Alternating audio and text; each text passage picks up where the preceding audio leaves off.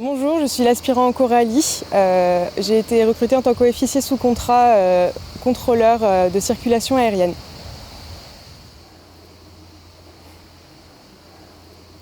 Alors en termes d'études, j'ai commencé après le bac par une classe préparatoire au concours Sciences Po, suite à laquelle j'ai pu intégrer Sciences Po Toulouse en deuxième année, école dans laquelle j'ai poursuivi mes études jusqu'à obtention de mon diplôme.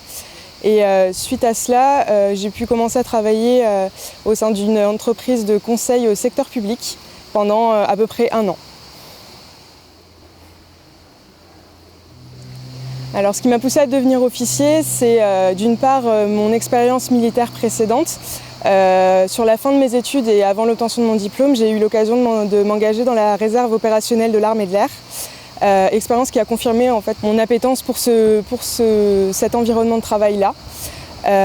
En tant qu'officier, j'aspirais justement à pouvoir prendre des responsabilités en étant jeune diplômée, et c'était donc une belle opportunité pour moi. Alors à l'arrivée à l'école de l'air, la première partie consiste du coup en une formation militaire initiale qui a pour durée 5 semaines, au cours de laquelle on va nous inculquer le cadre de la vie militaire, tout ce qui est en rapport avec la discipline, la rigueur, des activités sportives sur le terrain et axées plutôt militaires. En deuxième partie de cette formation, il y a la formation militaire générale de l'officier, qui quant à elle va durer 8 semaines, ce qui consiste en des matières telles que les ressources humaines, la communication, la géopolitique et aussi l'identité culturelle de l'aviateur, afin de nous former au mieux à nos fonctions futures.